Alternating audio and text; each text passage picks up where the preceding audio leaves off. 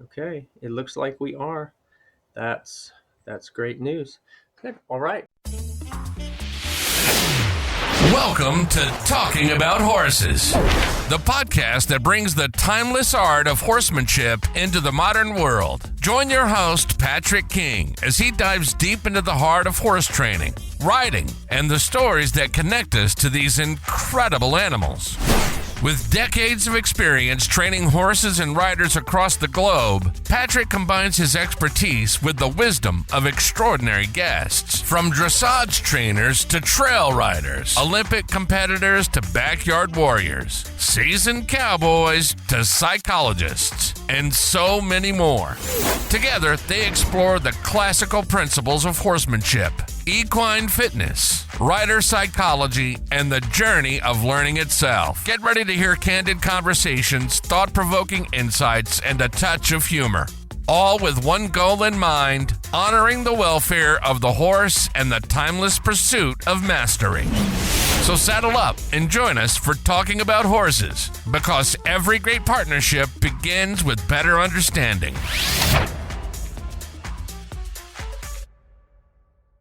Well, thank you folks so much for tuning in. I am excited to be bringing you what looks like episode number 67 of Talking About Horses. And in this episode, I'm joined by Mr. Paul Belasik.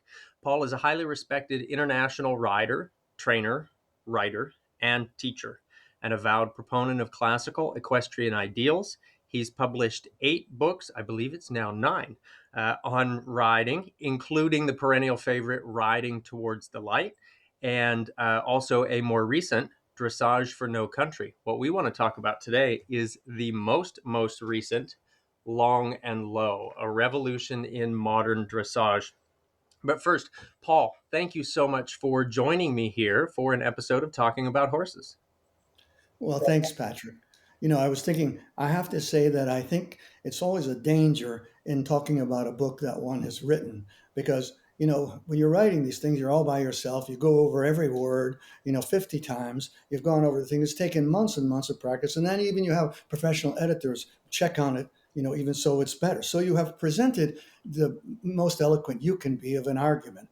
And then you start talking about it to people and you mumble through the things and you get confused on what you were talking about, the quotations, and you think, oh my God, I did all this work and now I've completely disappointed everyone. So I will just preface this whole thing with, an apology ahead of time that I hope I don't disappoint your viewers as we talk about this new book or anything else really that you want to talk about.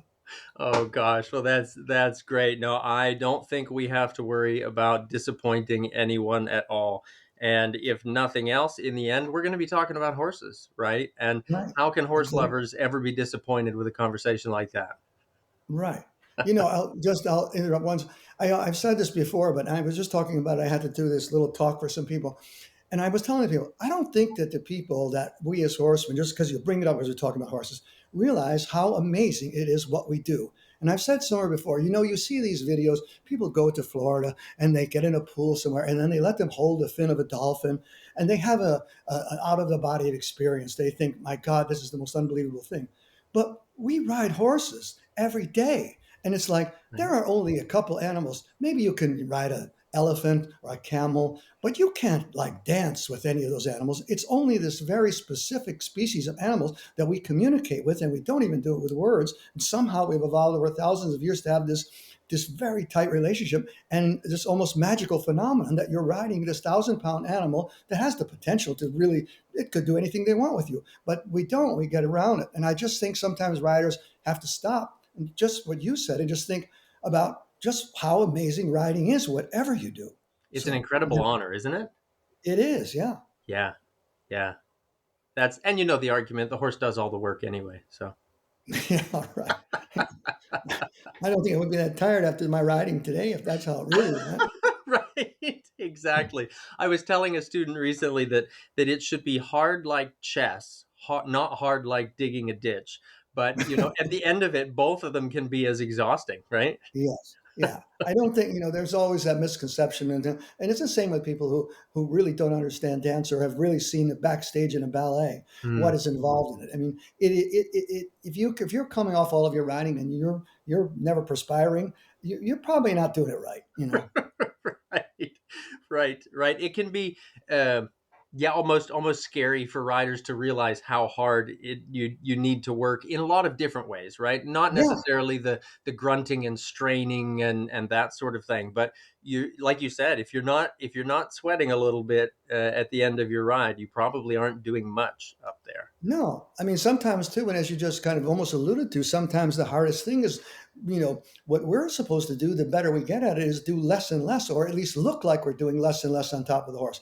That Hmm. becomes a lifetime to just a practice to be able to sit still and yet still accomplish something and be communicating. But now you can't do it by jostling all over the place. And so sometimes the hardest thing is that almost that isometric exercise of being able to communicate, but yet you're being still. It's very hard to do. It's like, I get a kick out of people who go to the gym and they plank for 30 seconds and they think it's just a wonderful thing. The dressage rider is planking for 45 minutes per ride, the whole time. Right. So talk about core strength. Exactly, Yeah. exactly. Well, and it's interesting that you mentioned that, not just the planking, but the ability to look still, right? And I know that Hmm. you've got some experience with martial arts, and one of the things, I'm not very experienced with it for certain, but I have a good friend who, I believe, is a fifth degree black belt in Tai Chi, and one of the principles that he always talked about, he used to teach at some of my clinics over lunch break, for the riders, Tai Chi for the riders. And one of the things that he would always talk about is how in movement there's stillness, and in stillness there's movement. And that's something that we always try to think about, right? When we're riding and when we want to look like that centaur, right? Or that, center pole of the carousel horse, or whatever the picture is that we have in our mind that looks like no movement. There's a lot of movement taking place in there. Yeah, yeah, yeah. I know exactly right. That's the art form of it. How do Mhm. you really when you admire some of those riders, and some of the really good ones, riders of Spanish riding school or anywhere in the world, and you just see leg is still, it's quiet, and now the horse is doing these amazing things, and you just wonder how is that possible? That rider is doing nothing, and Absolutely. that's the kind of the magic of it. That's it. Exactly. Exactly. One of my mentors years ago, Mark Russell, who set me on a path of dressage and learning deeper about how the horse functions, talked about when he was with Nuno Oliveira, watching Nuno ride a horse just at the walk, and how soaked with sweat he was when he got off of the horse, and said it's incredible how hard walking is. When Hmm. you're in that, if I understand it correctly, if I remember the story correctly, it was a story about really helping a horse to find the balance when the horse wasn't naturally balanced, and how much work there was to help that horse find that balanced walk and look like they're not doing anything. Yeah. I think one of the amazing things about dressage is that in the beginning, of course, no, you're learning your seat and so forth. You don't feel this and see this, but you're always there's these cliches all the time in the literature that you want to become one with the horse. And in the end, when you start to do really the high level movements, to take something even like a levad, there in a lot of these other movements, if the rider tips way over, you're not going to be able to knock the horse down. The horse is really secure and strong. But when you get to something like a levad and the balance gets really Mm-hmm. precarious, then that there the rider had their previous center of gravity or center of balance, the horse had its, but in those movements you really become like the centaur, you become one. And so if the rider moves drastically, they can knock the horse out of balance and ruin the movement. So it's sometimes in the beginning, people think that, oh, it's why do I have to be so perfect? And it doesn't matter. You don't have to think that you're going to do a levad. But the thing is, you need to learn, if you need to learn the fundamentals correctly from the beginning. Otherwise, you're going to put a ceiling on your riding, and you are not going to be able to advance beyond a lot of things. So the reason for good fundamentals is not because one day you need to ride airs above the ground, but it's because it will become integral to the quality and the level of your riding from the beginning to the end. It has to be Mm-hmm. done right from the beginning. Yeah, absolutely. Absolutely. Or at the very least, you're going to be working too hard, or confusing the horse, or, just not able to accomplish things well if you don't have that background, you know, Yeah. really that that Mhm. that foundation really installed there. Yeah. Yeah, absolutely. So for listeners that aren't familiar with you, Paul, that maybe they haven't read your books, tell us a little bit first about who's Paul Belasik and why horses. Well, okay, I'll try to. I think I was born into a family in the city where I was an anomaly, that I was just one of those animal crazy kids from the beginning. They tell me stories about it before I had any realization of it. But So I you was got the genetic enthralled. mutation for I horses. think so. Yeah. You know, and so I had an aunt who was in the Navy, and she was a nurse, and she had gone to nursing school with another woman who was a nurse. They were good friends, and this lady had married a farmer up in the Finger Lakes area in near Lake Seneca. It's a gorgeous place in New York. They had a beautiful Victorian house and this gorgeous farm. And she used to tell me, look, when you're 12 years old, basically, you be a good boy. I will set you up that you could get to this farm. And they had horses, and it didn't hurt that this farmer also had two beautiful daughters who were a little older than I was. So I tried to be a good boy to get to that farm, and I did get to that farm. And the man, Chick Lynn, he was a great mentor of mine, and he was the person who got me really interested in horses. And his daughter rode as well. But the big thing I think about that is that I really fell in love. I was hooked on the country life. I I Mm. just couldn't take the city really anymore. I knew where I was going to be happy, and what really fulfilled me, and so on. So I went on with my education, got all the way to university and started in a pre-veterinary program. But in over the years, switched to another passion. Almost, I kept the same passion, but another passion was writing. So I became involved in a Mm. creative writing program there, and so I finished, graduated, and then immediately got a job in a horse job which is another story in itself. But I went right into the horse work. In the daytime, I was doing horses. In the evenings, I was doing writing. So I was writing poems and social poetry for small literary magazines and even a magazine like Rolling Stone. And on the other hand, I began to write small articles for horse magazines. So I remember the first ones I worked with was for the Chronicle of the Horse, when the legendary editor Matthew McKay Smith was editor. So he told me, Paul, I like your writing, but look, we have space limitations here. Can you keep the things short? And I said, yeah, I was, for all the young writers who are listening to this, it's like, you may have to adapt your skills Mhm. or your style to get something done. Mhm. So I did. I wrote a lot of short pieces. So I was doing the writing as well as the writing. So I was writing short pieces for magazines, and still some poetry for the literary magazines. And then I was sort of developing these two classes of friends. I had these artist friends, and I had these I had artist friends, and I had these farmer friends. They just didn't seem to ever meet. The artist friends thought the farmer friends, the horse people, were just farmers. The horse people thought that the artists were snobs. And I was just finding always a way to smooth this out in my own mind, how to make these two passions How to coexist. integrate. And so then I came up. I was just going to write a book on riding. I was thick into riding all the time, and really at that point, still in the German system. I was standing 3 Chicaner stallions for a couple in New England, and was really doing a lot of work with training for the young stallions for approvals and so on. And anyway, I began to work on that book you mentioned, Riding Towards the Light. Mm. And so I knew I had all my heroes had been published by J.A. Allen in England, and that was a publishing company that I really admired, and I wanted. I thought if I was a horse, I would not be in that stable. Those people know what they're doing.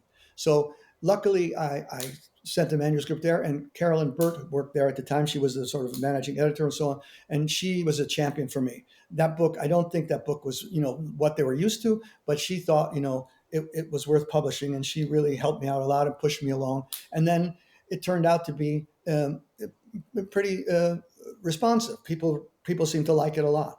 So that was kind of a little bit of the history. And then from there, I just continued writing books and trying to explain problems that I was encountering as a professional trainer. And I was teaching all the time and training. And then it went on, as you said, from one book to another, from different competitions, and then working with all kinds of different riders in all kinds of fields. But that's a little bit of the history.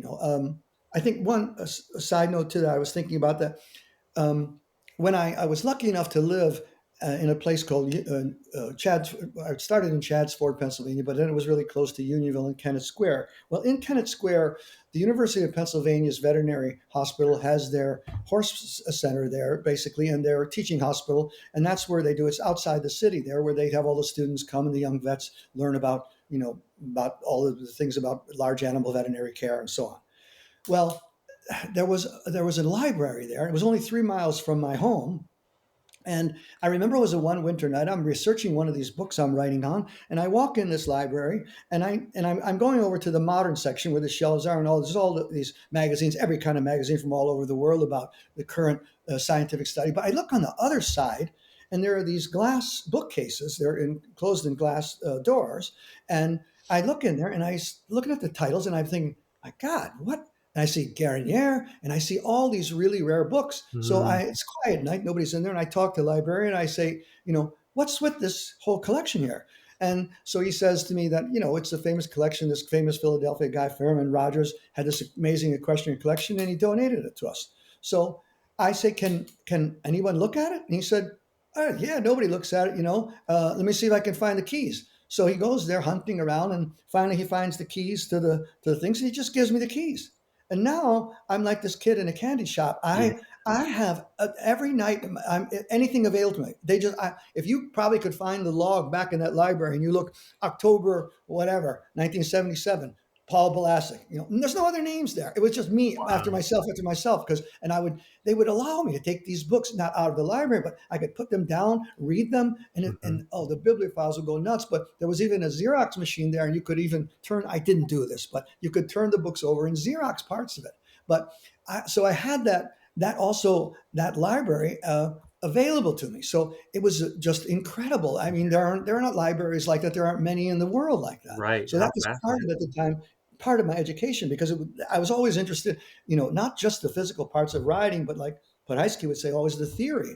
And Mhm. and so I had this amazing opportunity right at my doorstep to be able to learn from some of these masters. If they were in different languages that I didn't know, I would sometimes get my friends to come who did know that language, and then they would, translate for me and so on.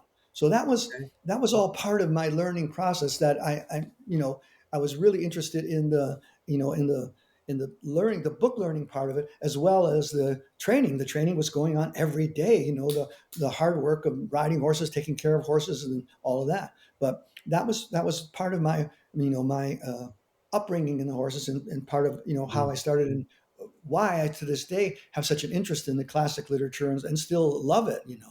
So that was just to give people an idea of where I was coming from. That's kind of where I was coming from. What an opportunity to have access to books like that. Well, I'll tell you to go on with that story. I don't want to take up all your time, but so one day I went in there, and it was this is before your time, but there were card catalogs. They were these little Okay. little boxes. You know what I'm talking about? And you Absolutely. would pull Yeah. them out, and they had these little like 3x5 cards Hmm. of the titles of the book, the author, and so, and where you could what section SK 149. You would Yeah. go there and find the book. So one day I went in there, and I was looking for. I can't remember. Let's just say it was Pluvinel. It was a book by Pluvinel's book, and I go to look for it, and I find it was in the library before. I had seen it before, and I go there, and it's missing.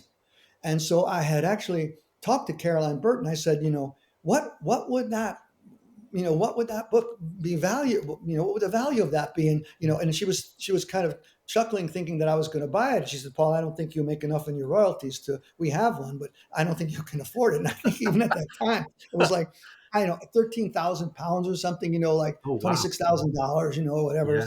something like that. And I thought, well, I better tell them that it's missing. So I told the librarian that it was missing. And then it was not long after that, the University of Pennsylvania in Philadelphia took all the books. They moved them all downtown, and now you really couldn't have access to them unless you were a real scholar, or you had some special permission. Now, I'll bring this up because I find this is a current problem that could become worse, because it's this business of somebody capturing information and then not letting it out. So now, okay, the Mm. University of Pennsylvania took these books, but in many, many cases, what collectors are collecting these books, they know nothing about the contents of these books. They put them on a shelf somewhere, like some painting that they just hoard, and they Mhm. keep it up in value. But that information, it's not on AI.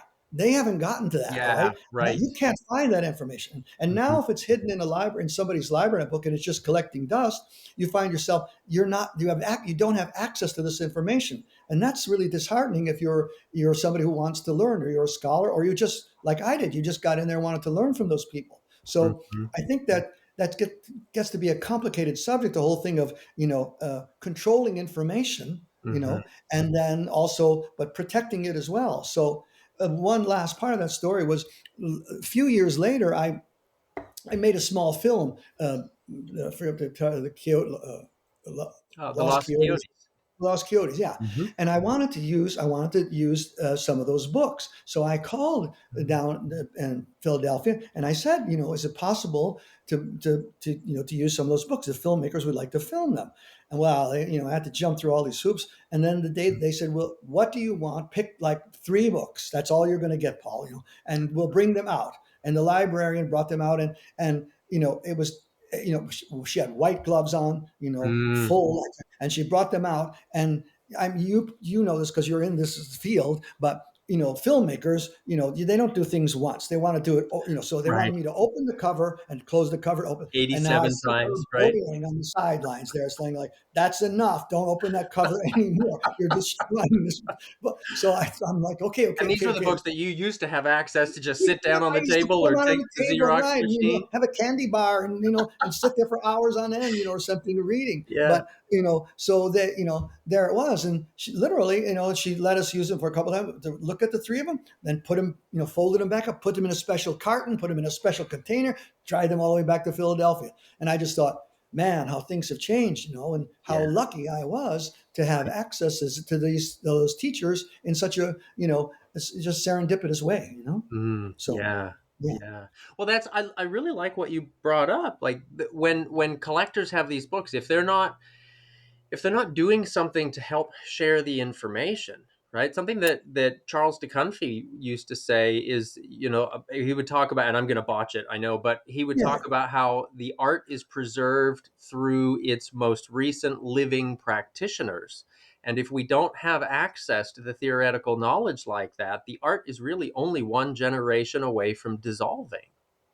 I I think that's, yeah, I would say that's a pretty accurate statement. And if we can go on, and we probably will go on a little bit later when we talk about what's happening in the modern writing. It's kind of the almost the same process in the reverse, that That's you've true. limited the amount of good information, and the result is you have a whole culture of the next generation who know nothing about it. I mean, Yeah. and then it can be a disaster. Yeah, yeah, absolutely. And that's another thing Charles would say is that the rider without theoretical knowledge is an unteachable rider, Yeah. right? Which I think makes a lot of sense, and it's exactly what we're talking about here. The ability to, the opportunity, the ability to read that theory, to read. Here's where all of this came from, and that's something that I think, Paul, you've done such a fantastic job, and I've got all your books stacked here. But I recommend them to everyone. I'm just going to brag on you here for a moment for the social media world to hear, but your writing style is fantastic. The way that you put the information across is digestible, easily digestible, and yet you can pack all the theory in it. So thank you for your writing style with that.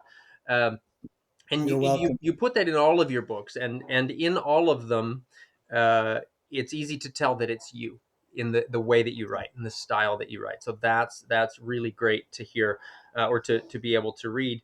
um, and yeah, it's just without that knowledge, without having that as a background, we won't know why we're doing what we're doing, right? And then there's so much less value in that. And the thing is kind of what you were saying a minute ago too, is what Charles said and so on. But how are you going to create a culture of younger people who will want that knowledge? Because sometimes it gets very disheartening, because I'll talk to young people and they're competing or doing this, and then you'll ask them, who was a Pluvinel or whatever. They have no idea. But what's most disheartening is, I don't care if you're ignorant about the subject, but if you don't have no curiosity as to what is that guy talking about, or what could Pluvinel be talking about that might help me, that's the disaster, and that's the sad Mhm. part. Is that, as you said, then the well dries up, and then you can you can lose the loom, You can burn the house down and the loom goes. If somebody, as long as someone has written it down or knows how to weave, then we can still weave. We can make another loom. We can weave. But if somebody forgets the whole art of the weaving, then they Yeah. look at the loom and it's just a dinosaur. It's an artifact that looks pretty, or I like to have one and make it into a planter. They have no idea what it was used for. So you Right. have this knowledge is it's useful, it's usable, it's as important as a saddle or a bridle. it's Hmm. it's it's part of the equipment. Yeah, absolutely. I think it's a really good analogy too, the loom in that. That's a great one. I like that. Yeah. So, well, let's dive. What? No, before we dive into that, I want to talk a little bit, just briefly, about all your travels in learning.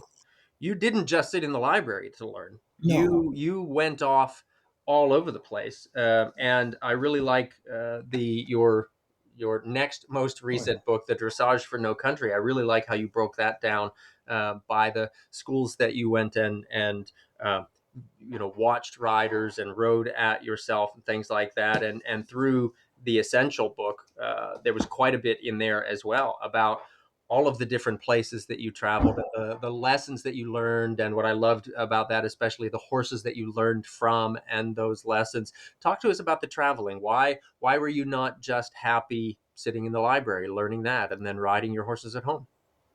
Well, I think a lot of it has to do, I often say that I don't feel that I'm was naturally born like a lucky person. I've never won a lottery or anything like that. Mm. But I think where I have been really lucky in my life is whenever I've wanted to learn something, when it was poetry or so, that I found the most amazing teachers, some incredible, national treasures to help me out.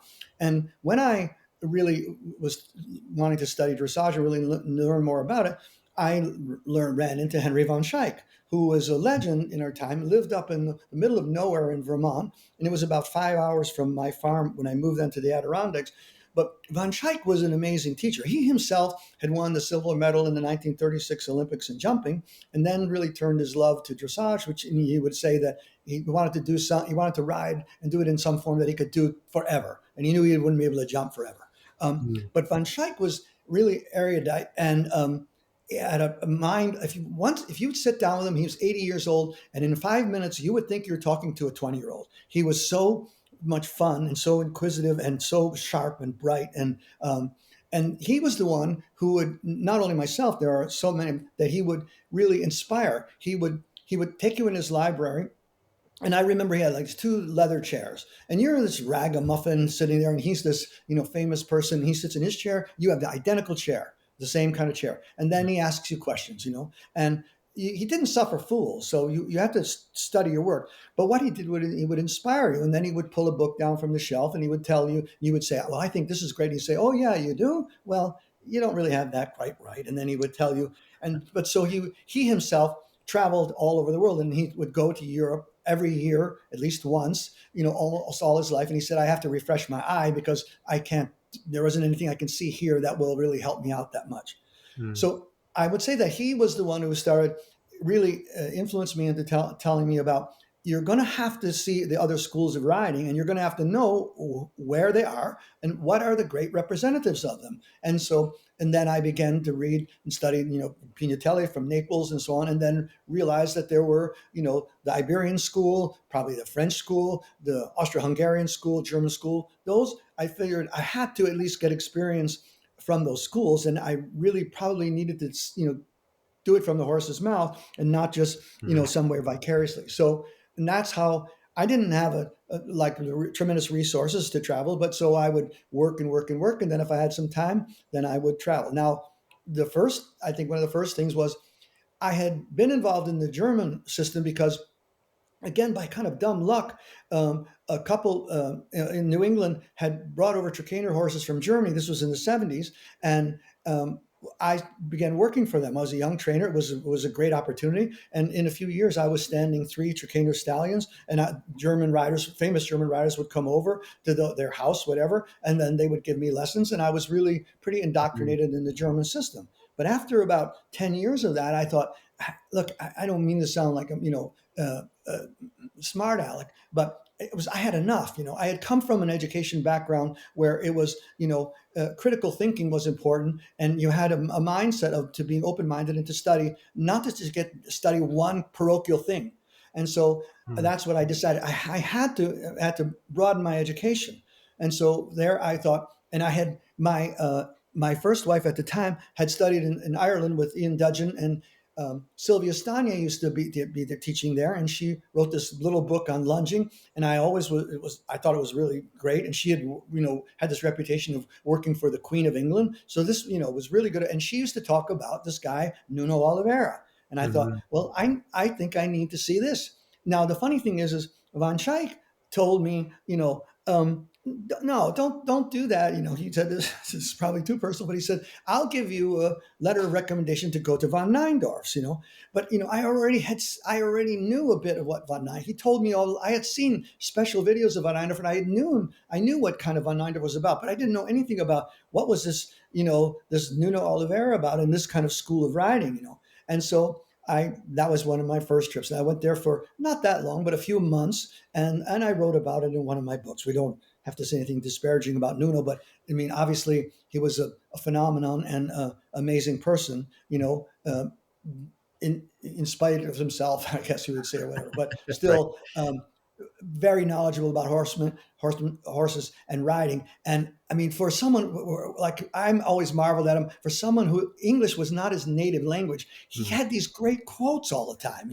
And I just thought, how does he pull that stuff out? He's not really a writer, but he Right. was. He was really good at it. So yeah, I did that when I came back from there. That made a huge influence on my writing, and it seeped in too, because then I had my first experience with those Iberian horses, and Mhm. I thought they were amazing horses. They were smaller, they were very intelligent, and the fastest reflexes of any horse in the world.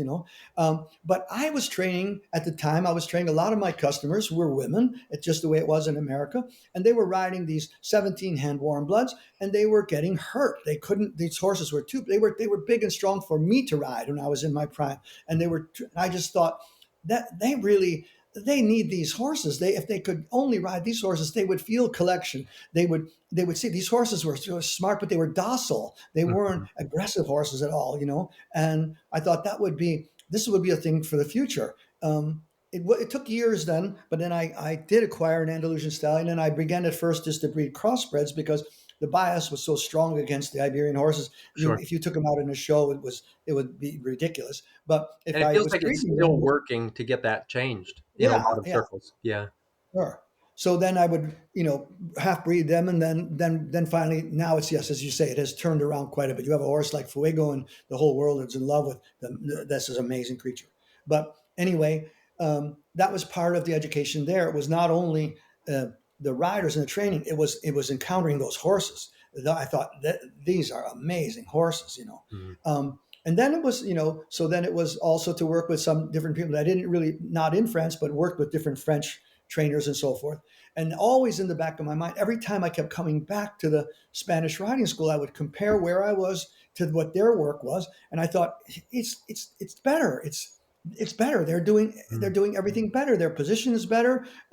Their horses, they're not these crazy movers, whatever, but they're better in the piaffe. They're better in the passage. They do straight changes. They do these amazing things, and the riders do it, without a lot of brutality and so on. Mhm. So then finally, I had a chance to go to Vienna and spend some time with Artur Karas there, and that was amazing in itself.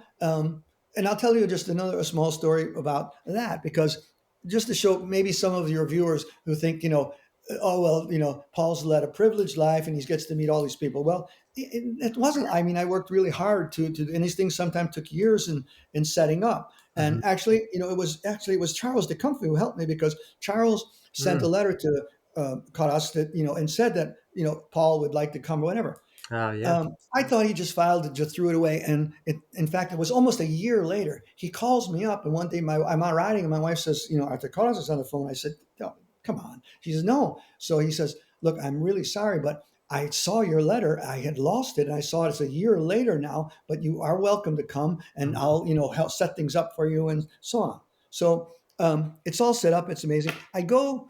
to Vienna the night before, and like I'm actually like it's such an amazing city, and I'm like really on edge to meet these gods of riding, and so I go. I don't really know to go in the head office, so I go around, and if you've ever seen their videos, you know how they'll walk the Lipizzaners under this across the roadway under this bridge. Mhm. Well, when you get to the doors right there on the other side of this bridge, they open immediately into the Spanish riding school. There isn't even like a vestibule. It's like you're now performing from the street, you perform.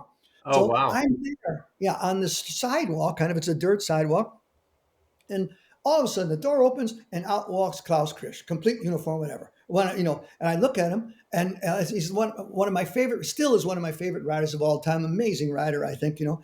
And he looks at me, and I think he must have sensed it's like, a duck out of water. Do you need help? And I said, well, I'm supposed to meet Herr Kodas, and he says, well, come with me. So we go in this side door, and now we go through the bowels of the Spanish riding school. We're on like the other side of the kickboards. There's all of the piping. There's the Yeah. furnaces, everything, and we're going. It's it's a long arena. We're going for like a mile through Yeah. this labyrinth, and You're in and the inner workings of it there. Yeah. yeah, and he's just marching through there. And anyway, we come up the stairs into the office, and now the beautiful office, and it's all the book, Mm. this grand carpeting. And I see Carlos looks over, and he just turns white. He looks like, "Where did you come from?" And he looks at Chris like he's saying, "What did you do? Bring this guest through the back door like that?" And he just looks at me quietly. And he says, "Mr. Belasik, he says, next time, please come through the front door." But that was my first introduction to Spanish riding school, and Quite memorable. yeah, and it kind of fits my life. It's like I learned a lot by sometimes coming at it through a back door or at least a side door. There There you weren't go. many grand entrances from the front door, Right, but right. those But are the true key piece is stories. you got in, right? Yeah, I think it was I got in and then had an amazing time. Yeah, and the last day I remember, we were sitting. He said, "Look, I have to leave for a clinic, but the performance was on a Sunday, and the last day I was there." And he said, "So come to this little diner. It was like a diner." And he says, we have breakfast there together. So I go in there, and it's like, if you were a Lakers fan or something, here's all of these famous riders, and I see them all. There's one, they're reading the paper or whatever. So I sit with him and we chat, and so then he gets a little sort of personal. He just says, we everybody thinks this job, that I have is like so great. He said, but it's like being, the manager like of a really famous soccer team. These are all big egos, and Mm. to wrestle them, and to, I've got to tell this one he's got to lose weight, this one. And he said, it's a bit of a lonely job. And I felt really touched by it, and really, also saw the humanity in what they were doing, that in the end, they were just people, but they were very good at what they do.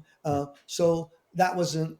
So when we're talking about travels, that was an amazing, amazing trip, and it sort of brought things together again for me. And over the years, it was always the system that I really stole from in terms of my own training. It's always been based on that. I had seen other schools of training. I had seen, the long and low, the deep riding, but it just couldn't get the results that I really wanted, that I was looking Mm. for. And so I would just read, about their stuff, and then the problem with a lot of those things is that, like, the directives of the Spanish riding school are only a couple pages. There's not very much information. So it's almost all oral history. So you have to have someone help you out to try to tell you how that system goes. But again, there was a lot of traveling. There was also, and then it was clinics all over the place in Europe and in Canada and all over. But that also, through that traveling, was what then began to incense me, because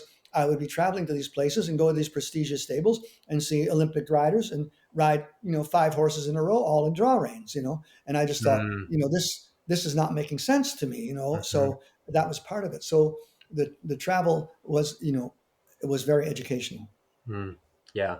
Yeah, for sure. It could be easy to get disillusioned in seeing a lot of that, particularly if you didn't have the background and the I'll call it the flavor, right? The flavor that you knew you were working toward, what you wanted to feel, what you wanted to see. And then so traveling like that, you can see where this isn't lining up with what I'm aiming for.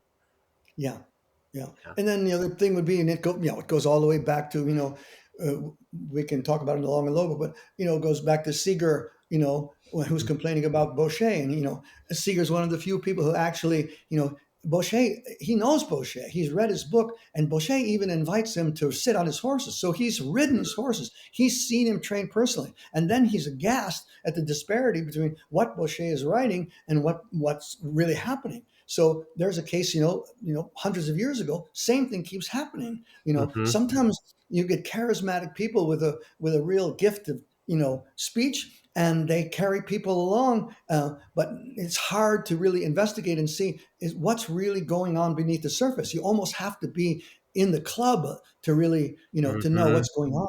Mm-hmm. Well, Paul, I think that that's a really perfect segue for your new book, Long and Low. And my reason for thinking that is it's such an easy book to read.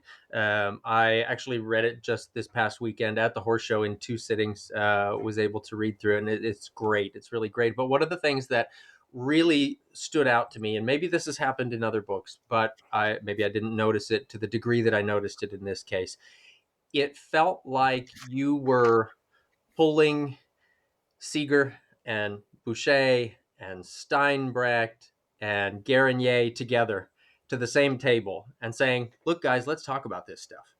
Like, I really felt like the way that you presented the information was the integration there. It's like we kind of got an inside look at the good old boys club, kind of in the way that we just mentioned it, where you get to see or you get to understand who was really learning from who at what point over here, while what's this going on over here, and who's learning from who and where are they sharing. And I really think that this book, you packed a lot into this little book, in the way that you were able to tie all that together. So kudos for that. That was really a fascinating read. Well, thank you. It took a lot of research because some of the things were quite obscure, Mm. and but in the end, what you're really counting on, because these people are dead, and there were no video cameras at the time, is you have to rely on their writing. So the good thing is that basically Seeger, he told you, he said it. All you have to do is read his book. He said it. Steinbrecht said these things. So sometimes you have to read carefully and read between the lines and so on. But Mm-hmm. if it's like sometimes if you read enough of an author, you get their biases and you can overlook them and you can see what a lot of times what they really meant. So being someone who likes to read and has always been fascinated with that literature and has been studying it for a long time, it wasn't hard for me to do the research. It was really enjoyable, but there were pieces of it that were really they were hard to uncover. It was hard to see where did this come from, this long and low business. How did it start? Who started it? Why? And there wasn't a lot of information. You have the German cavalry, but there's small rules. There's not a lot of description in there. And then Mm. I came upon this book by this guy Gordon Schwabel, von Gordon, and he said he was the last living representative of the School of Hanover. And then I thought, this was amazing, an eyewitness account to some of these things. And then I would begin from there to draw into other, people to validate or disprove what I was trying to say. And then I could try to make it into a story, Mm. but it only could come about because those people already wrote something. They wrote Yeah. something to tell you how it's done. All you got to do is read it. Right. And you're going to get the information. Mm-hmm. But it's not going to be easy all the time. You got to find those books and you got to read a lot. Before you Mm-hmm. find. Sometimes nowadays, I read a whole horse book and get nothing, and then I read one and it was worth it because there was one line in it that was just fantastic. So Absolutely. Yeah. that's okay with me. That's Yeah. fine. Yeah. Well, and like you said, being able to read enough of it to learn to read between the lines, right? And then to be able Yeah, to find that puzzle piece. Where does that fit with the other things, right? And how does yeah, all of that kind of amalgamate into, as you said, the story, right? yeah. And the what's really going on all at once, right? What's going on all at once. So the new book, Paul, Long and Low, A Revolution in Modern Dressage. I'm going to recommend it for everyone, because it's just such a great book, well written, easy to read, and like I said, packs a lot of information in a short book. But let's talk about it. Let's talk Okay. about Long and Low. First, I guess, how would we describe, for those listeners that maybe aren't into dressage riding, what is long and low? What does that mean? Well, what it is it means that you're. I'll start from the beginning. So I said in the beginning of this new book that it's up there in the shelf. I could find it, a book by 30,000 years of horses, art and horses on. There's sculptures, there's paintings, there's cave drawings, there's tapestries, whatever. 30,000 years, and you cannot find one in the whole of the relationship between the two species, the human beings and horses, and you can't find one instance of a horse being ridden with its head down. No one has done it before. And then, so in my travels, seeing Spanish riding school, seeing the Iberian Peninsula, seeing horses in France, and knowing the history of it, coming down from Renaissance Naples, they were classical masters were not doing that. So now in the 1800s, all of a sudden, somebody's riding these horses with their heads down, and to the point where it's described. Schwabel in the cavalry school says that. What the horse must do is on insistence from the outside rein, it must lower its head down to the ground as if it were searching for truffles. Mm-hmm. So it's lowering its head down. Now, at the same time, you have a description. Podhajski talks about this. Baron Biel writes that he's looking around the schools in Germany, and it's abomination that all he sees is these people riding horses with their heads down, twisting the necks from side to side, and so on. And he said he goes to Vienna to find some other way to riding. So how does this come about? Well, the military, they didn't have an interest in really high school dressage. And I think the easiest way to come about this is you can look at the schism in Germany at the time between somebody like a Steinbrecht and somebody like the School of Hanover, because that's where this was an offshoot of. This is the long and low is an offshoot of a very small subset of riders in the military, in the German military cavalry, who decided that the horse is important, that the horse ride it down long, down deep on command. Now, it wouldn't take much imagination to see, if you were teaching people to take on the outside rein and make the horse's head drop down, that this could easily deteriorate into pulling the heads around side to side, whatever. Mm-hmm. Even though those people, they did talk about doing it on a light rein, that's not the way it was happening. It was going out of control. So it was a military thing. Steinbrecht says, really eloquently, and I can quote from it, but in that book, but basically Steinbrecht is talking about that all classical riding was based on getting the horse to carry the weight of the haunches, to take the weight off of the shoulders. And matter of fact, it's easy to be fine. I'll just read the one paragraph here.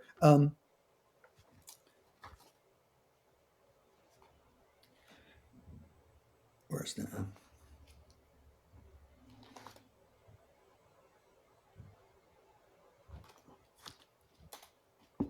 Okay, so Steinbrecht says, I have had horses whose front legs were completely worn out, but whom nature had endowed with strong hindquarters, and I have given them such complete freedom in the shoulder and such reliable gaits by bending their haunches that they could compete with the best and most valuable of their species. Under former riders, their strong hindquarters had merely helped push all the weight toward the forehand with great force, with such overloading ruining the forelegs in a short time. By taking the load from the forehand, these horses gradually regained their natural elasticity and agility, and the higher elevation of the neck also gave them increased action of the shoulders. To me, that's like brilliant, Parrot. That really says that's the lineage. That's what was happening since the Renaissance, Pignatelli's school, Naples. That's what always happened. Get the weight back on the hindquarters, and that was the collection. Relieve the front end. It's an ethical way, and lift the back of the horse. Mm-hmm. So the School of Hanover comes along, and they say, Seeger warns them. He's warning them that the military is getting too much influenced by Boucherism or Boucher's tactics, pulling the horse's head from side to side, and he's really worried about it. And he writes a book, scathing book about Boucher's methods. But the cavalry is already doing this now. What's really interesting to me is you have these two things. And Steinbrecht says, look, he says, the difference between the cavalry is all they want is the horse balanced a little bit on the forehand. They don't need the horse to do collection, But I think Steinbrecht would be rolling over in his grave if he would have realized how this got out of hand, this deep riding, this long and low riding, and how did it get so much power? How is it so powerful today? Now that's part of the story, but it's sort of a different chapter. But in any case, it comes about a very specific subset of German riders in the cavalry who start riding the horse, searching for truffles, riding the horse's head down. And and why? it wasn't. I hate to interrupt there, but why? Like, what are they seeing as the function? I think someone could have thought that it was to stretch the horse's back out a little bit, to stretch the horse out, but Okay. it's not really clear, because they often say if the horse now starts leaning on the bit, you must ride it more forward. Nobody explains how riding it more forward is possibly going to get the forehand up. So Right. they really had some just And we bad see that a education. lot, right? The idea of sending bad balance more forward, Right. Oh, it's right? and today it's very common. Yeah, Yeah. it's extremely common, and it comes. That's where, but it comes from that initial set of school. They weren't. But they say, even the School of Animals, they're not interested in collection. They were interested probably in just military riding. If the balance was a little more on the forehand, who cared? They were never going to do collection. They weren't Because the interested aim in in the art of riding. military riding is to keep the guys alive, basically, That's right? all. If Yeah. you're preparing horses and men for military, you've got a very disciplinary, and I can imagine this, right? That you've got a very Yeah. disciplinary mindset in there that you got to bring these guys back alive, right? Right. And that's the vehicle that they're taking into battle. Right. So, Yeah. yeah, I think that's kind of, well, it didn't have to be too sophisticated. That's also often leads into the argument about, people say, well, like to say that the high school movements are representations of battle movements, but this just what we're talking about is kind of a proof that that is ridiculous, because how Right. long would it take a horse to train at capriole? And then these guys can't even ride, walk, trot, canter, and you're going to Exactly. go in the middle of a battle and do a capriole? It Right. It makes no seems like sense too at high all. of an attrition rate for Yeah. those war vehicles to spend that much time. Yeah. Right. You would, it's more likely that what people saw is the horse doing that, stallions out in the field breeding mares or fighting with other stallions, that there you saw caprioles, or you certainly would see levades and fighting and so on, and Right. piafs and passages. So Hmm. there were more representations of horses in excited states in natural places. Yeah. In any case, though, so long and low, the first time you see it in the history of the world is at the School of Hanover, and it becomes this, bringing the horses heads down on command, and not worrying. They said they didn't care about the hindquarters. Now, I have a little demonstration. I do this at all my clinics, and I take this thing. I'll apologize for this. It's kind of silly, but for thousands of years, and I have here Weyrother. I don't know if you guys can see him, Weyrother on this rule. Okay, and there were two. Basically, there are two fulcrums, and that's what the middle of the book is about: is the two fulcrums. For thousands of years, the main fulcrum was the LS joint, or the the psoas, and the horse then would collect. You would get the horse's weight to come on the hindquarters and lighten the forehand. So I often do this with two sawhorses, and then I can attach the sawhorse to the board, and you see when you push the weight down here, you can actually lift the front sawhorse. So there's some effort involved to make the people understand that there's some effort. Now, the question is, what I ask them all the time is, when you engage the haunches, does our friend Weyrother go up or down? Mm. Okay, Okay. so Yeah. now Yeah. it's level, and now Right. is he going up or down? Right. He's going up. Yeah. He's going up. Yeah. So the back is lifted. That's what the collection feels. Now, Mhm. when you're going to the collection, a lot of times that lifting of the back is a form of compression. It's a contraction of the muscles of the back, Mhm. as it would go all the way maybe into a levade. So you would have complete lightness of the forehand by the hind end taking all of the weight. So Mhm. it's a contraction. Now, many riders today, they have been trained, when they feel that contraction, they panic. And the first thing they do is, oh no, drop the horse back down, ride it forward. So they put on it. Now, here comes the 1800s, and the School of Hanover says, no, we're not interested in collection anymore. We want the horse, like Boucher says, balanced over 4 feet to move more like a spider. We don't care about collection. We don't like it. So now we have the fulcrum now at the withers, and now the head and neck goes down. And now the question is, and this is where almost every one of these things jumps to the wrong conclusion. Does Weyrother go up or down? You can see his seat comes up. He comes up. Yeah. And that right there is the seduction. Yeah. That people thought, how can it possibly be wrong if I lower the neck and get the back to come up? Mm. And it would take really, it takes hundreds of years before you get to somebody like this, finally a scientific study like this famous German woman and McGreevy. And McGreevy says, about talking now, we're jumping ahead, but to basically to the Rolker and the deep riding. And he said, of these studies, 88 indicated that hyperflex negatively impacts welfare via airway obstructions, pathological changes in the neck structure, impaired forward vision, stress, and pain.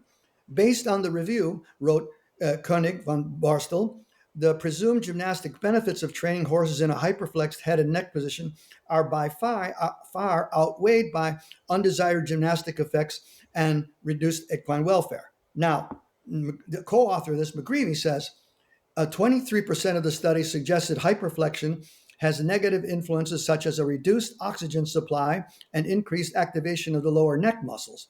Then, quote, the neck muscles are being trained in an undesirable way, said McGreevy. You are strengthening the underline, not the top line. You don't have to know any of the muscles. You don't have to know any of that. All you have to know is when you're doing that, you're training the wrong side of the neck.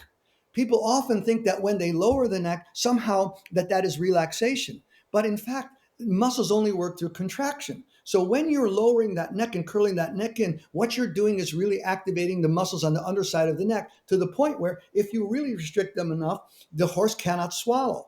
The movement becomes really effective because what it is it's like submission holds in jiu-jitsu.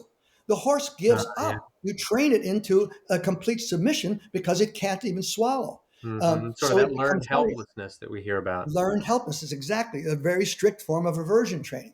So Mm-hmm. anyway, that's what it devolved to. But it Mm-hmm. begins here in the 1800s when they start riding the horses' heads down, and the riders start bending the horses' heads from side to side. Boucher is using flexions, to bend the horse's head, and you're getting the submission. The submission seems to be effective. It is effective, but the seduction is that I have lifted the back up. The problem is that when we do that and we, bring the head and neck down, you completely unload the hindquarters. So the Right. unintended consequences are you are doing nothing to develop the musculature for collection. In fact, what you're doing is you're hindering it. You're actually making it worse. The horses are stiffer across the top line.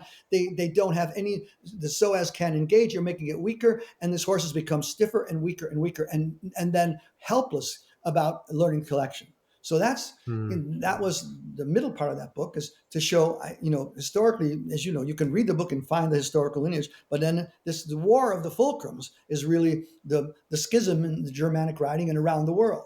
Mm-hmm. Then we come to the part then where we can talk about, well, how did Long and Low get so much power? If it's Yeah. really a kind of, really not a lightweight among riding training techniques, when you had all these other people with such superior skills and so on, how did it get so much power?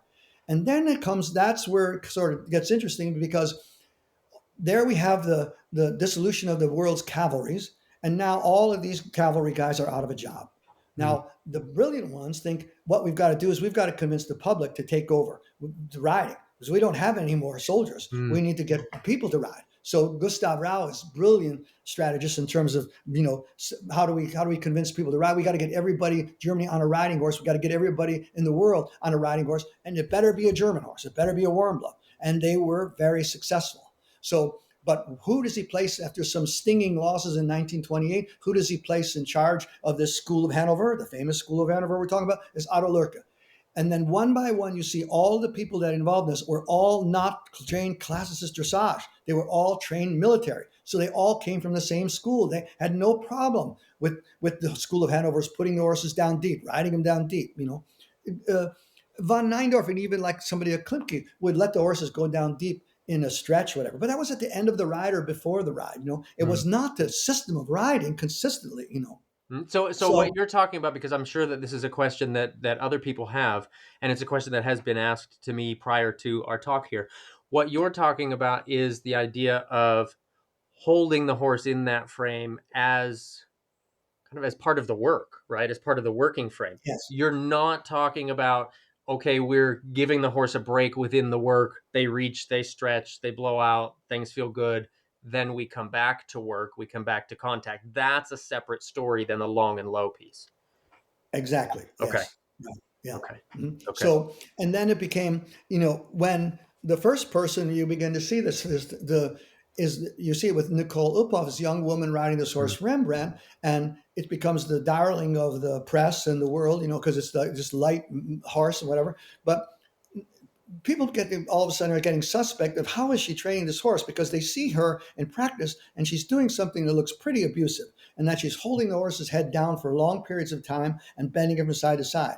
Now, I quoted the articles in the press and so forth. She denies this repeatedly, and says that it only, and even Harry Bolt, this famous Harry Bolt says, no, she doesn't do it all the time. It was only for one instance. The horse was going to shy at something. She corrected it, maybe a little severely, but she corrected it to solve the problem. The same The sort of, problem it was is that, just a moment in time that we hear about all the bad photos that come right, out, or yeah, the yeah, bad video exactly. clips. Just a It's moment in not time. pervasive. It's only one time. Yeah. Unfortunately, or fortunately for us and for the truth, is that an American woman, Beth Baumer, and now how the people at Aachen let this happen, I have no idea, but they gave her permission to come and film the warm-up of all these famous riders. Now, in my past life or whatever, I used to be president of the DVCTA, and an organization that put on Dressage at Devon and the Chesterland 3-day event at that time. And I remember we didn't allow photographers to do it willy-nilly. We wanted them to pay. We needed to make money for our show. So we Oh, certainly, sure. and I think probably Beth had to pay them something, but it was like, they're fooling with your brand. You have to be careful about having people film stuff. Now Mhm. we know better about it, but at the time we didn't. In any case, she goes there and films, and now, as she has told me, she didn't go there to make somebody look bad. She just went there as an American who wanted to find out how are the Europeans training their horses. Yeah, and it's So, a learning experience. If they're riding and training to the ideals, what an amazing opportunity that would be. right. Yeah. So she films this, and then unfortunately, she films Nicole Uphoff for, 40 minutes of holding the horse's head down and then the other way. Mhm. And then when she says that was an aberration, she does it again on another horse. Now, then it comes, now the press is going wild. The public is getting really upset about this. But in the meantime, she's still winning. The judges have no problem with this, and they're not going to take into account the methodology of the training. They're just going to talk about the results. Now, I'll segue here because I think this was the moment in time where it could have been different. What you could easily see with Rembrandt was our same with our silly little ruler in Weirother, was that they were training the horse onto the forehand, Mhm. that the horse had no training for collection, and that was Rembrandt's tremendous weakness. He could not sit. He never sat in the piaffe. He never sat even in the passage. There was no collection. It was just this rhythmic, and it was a presentation with a pretty girl on a horse, and that's what they were selling. But the judges could have stopped it then and there, saying like, and they would say to me personally, they have said this to me, Paul, all we can judge is what's in front of us at the moment. We can't judge what happened in the warm-up arena. But my feeling was, that's right. You could have seen it. You could have seen it, that that level of training shows up in the performance. The Because the horse proof is in can't the pudding. sit. Yeah. Right. Yeah. So you could have stopped then and not given a horse 8s and 9s on piaffe and passage. And then people would have thought, okay, we're losing collection. We could bring it around. But they didn't. They continued only and it got even worse than with Isabel Worth riding, doing the same thing, and then Inke van Grusen. The interesting thing is, to blame this on a 20-year-old woman is ridiculous. She didn't come up with this on her own. She learned this from Uwe Schultenbaumer, who was a jumper rider and a trainer, not a dressage rider. His kids were, kind of famous, but again, Schultenbauer came from riding his commandant's horses on weekends or whatever. He came through the military establishment. He had no problem with the horses going in draw reins or from jumper techniques and so on. So it's this constant lineage of the military system, and it's linked in with winning. So Gustav Rau knows that the really way to promote these horses is that they have to win. So he puts Otto Lorke in charge of the School of Hanover, and he says, now start producing winners.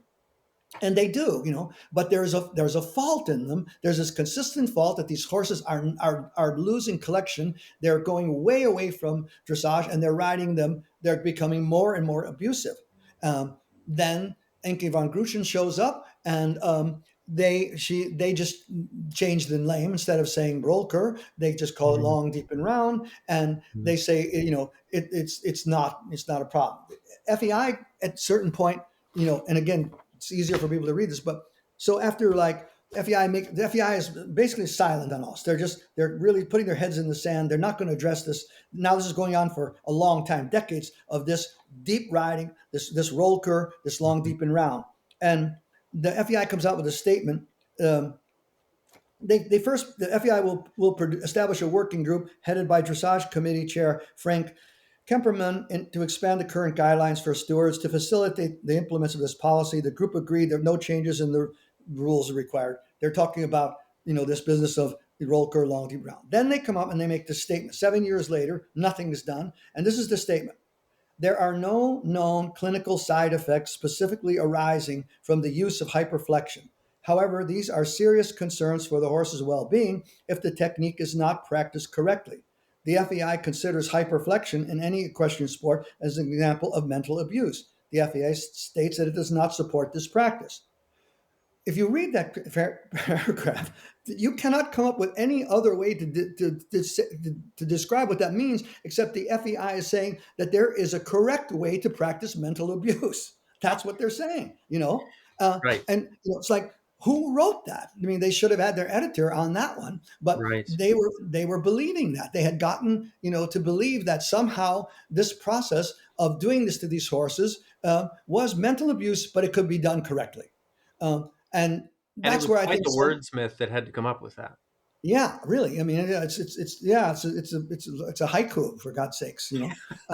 But in any case, this was the problem: is that the FEI and the judges who were all embedded in the FEI and were following those rules weren't going to take a stand on this. And so the result is, for those three riders alone, who were three of the most sort of famous proponents of this kind of riding, they won over 100 medals in FEI competitions, most of them gold and silver. Now, my question was, what are you going to tell children? What are you going to tell young riders, right? And that, some people tell me, it's about education. You got to educate the riders. How are you going to educate the riders when they see that these three riders over 10, 20, 30 years have won all the gold and silver medals? How are you going to tell them that what they're doing is wrong? Right now, that is something, that's the problem. That's the disharmony that it's not for me, but somebody else has to come up with. And in a way, the FEI has to answer for that. Then the judges have to answer for that. Right. That they can't just be quiet and say that they are not part of this problem, and this problem occurred, just by itself. It has I tried to do through this book was to, channel, my own indignation, but to show the facts of where did this come from, who did it, how it's going, how it devolved into the situation, and then maybe make the slightest, suggestions of how it might be corrected. But right now, it's a mess, and this. The animal welfare people are. How did we get to the point where we turn something which was an art form that I loved and studied all my life into something that is constantly under scrutiny for abuse and for welfare, thing, and and blood rules and so on. So Right. it's quite disheartening, and I just thought I need to do something, and I'm not powerful enough, and so I do what I always do. I write another book. There you go. There you go. Well, it was, yeah, it again takes me back to a quote from Charles de Cunfee about that. He would say that there's no riding in neutrality. You're either building it up or you're breaking it down. And the way that you're talking about the system, the judging, the media, all of it, it's the same, right? It's either going to be built up or it's going to be broken down. And whether we're talking about the horse or the idea that this is a way of riding, right? That Mhm. needs to be broken down to build back up in the, as you said, the education, right? That these things should be educational for riders. And yeah, when you talk about the collection and not seeing the collection, when you've got the Piaffe and Passage where the hawks are hidden back in their tail, back in the it looks like Yeah. some of them are still in the warm-up ring, and the when it looks like you could drag the arena with the horse's sternum as they're going around. I think that's the opposite of collection, right? Yeah. And yet, and obviously I'm overcooking that idea. I'm dramatizing it, but not really a whole lot. Not a lot. Yeah. Yeah, Yeah. it's it's it's incredible that it's scoring as high as it's scoring. And when you talk about that's what they're supposed to learn from, well, okay, now what are we going to do now that they've learned that? Yeah. No, and you'll go and someone will bring me a video and tell me to watch a video of this amazing new horse or whatever, and it's doing, and then you'll go to watch the Piaffe, and then the hind legs are stepping on each other, or one's swinging off to the side, and this is the element. These are some of the fundamental elements that you should have learned early on in your career. That you watch for those mistakes. Though that shows when the hind legs are not, supporting weight like that. That's where they get those aberrations. And even though the the evasions might be very complex biomechanically. The horse is not sitting or not. No, even when you see squatting down on the haunches, Steinbrück said it so eloquently. That doesn't mean that the horse is sitting or carrying weight.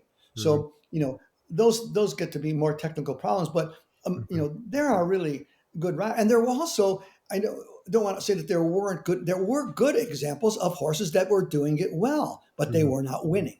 So Mhm.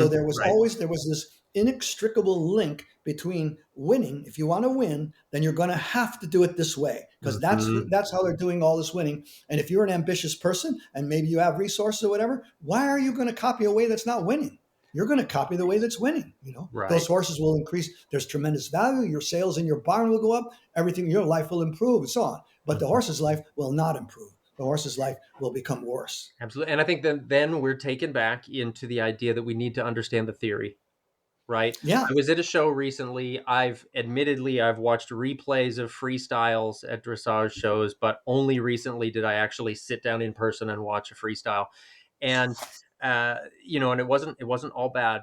But what I found really interesting is the horse that certainly showed the most sit and the most lightness and the most, all the things, when we check off the list, we want the Yeah. harmony, we want the lightness, we want the suppleness, we want the, by any of the names, we want these Yeah. things, also had, unfortunately, enough technical errors Mm.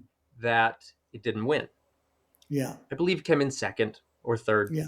but what won was a horse that didn't have the technical errors, but was being brooded around, and did not have, I mean, maybe had the beginnings of trying to learn a piaffe inside the system that wasn't going to teach it a very good one, wasn't going to help it Mhm. develop a very good one, but it wouldn't have been a piaffe you'd want to go show off to the world.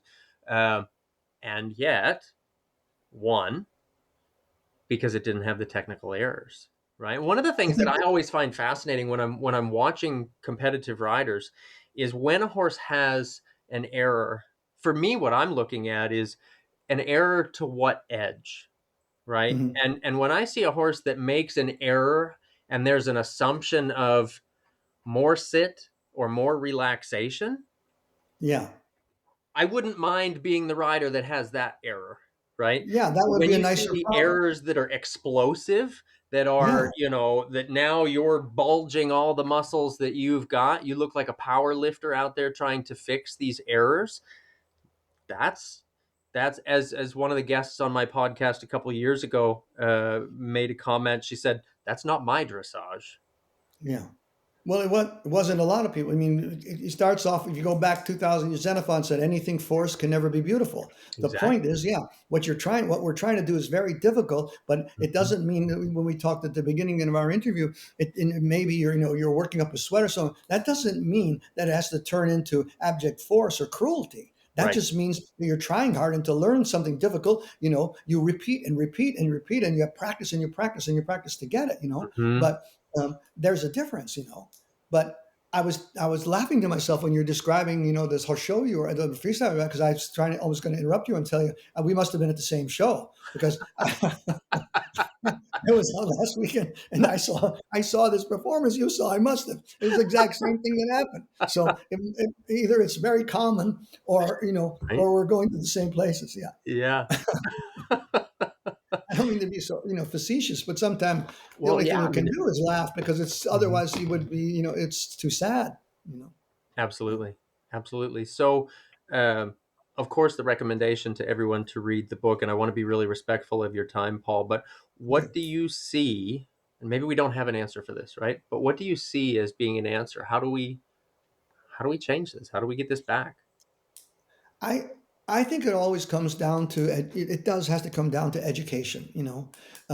And then but how I just talked to a woman today who was trying to start a new program about a really earnest educational thing who has resources and so forth, but it's got to be education.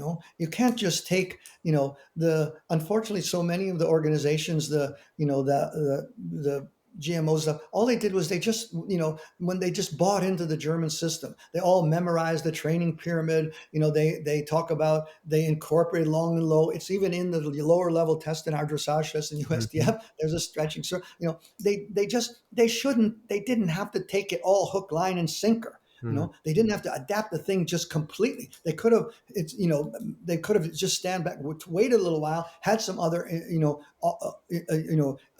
authorities come in and talk to him. I'll tell you one last maybe story about that in terms of consulting. So one time I was talking to Arthur Corras. Arthur Corras, brilliant rider, chief Mhm. of this, head chief rider of the Great Spanish riding school. instructor too. Yeah. And he said, and this is probably personal, but I don't think he would care. So we're driving in a car or whatever. And he says, that one time he was at one of those FEI symposium type things where you have the riders, perform movements and the judges practice scoring, or they score them, Mm. to show the younger judges how they should be scored or whatever.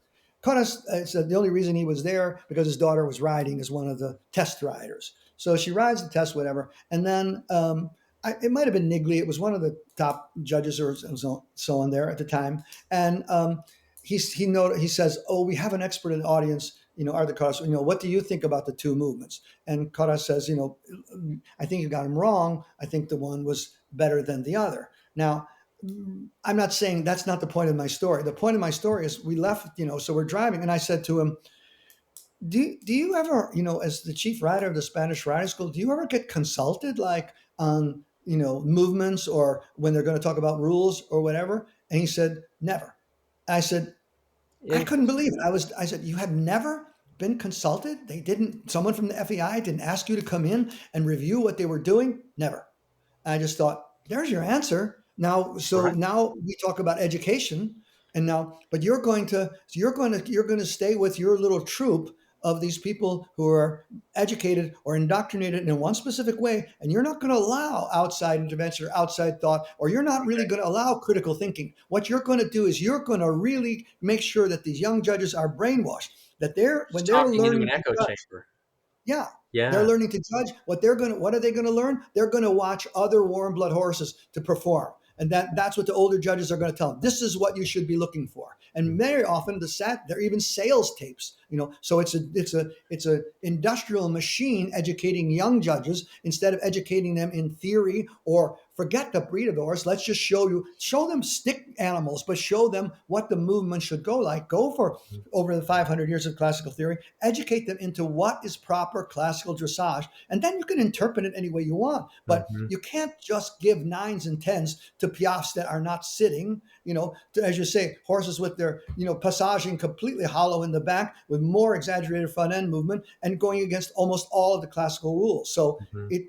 the way out has to be education, but, it, it's got to, it's got to be, not me. It's like I'm trying. Somebody, the young people you have to fight for it too. It's like I did it when I was young. You guys fight for it.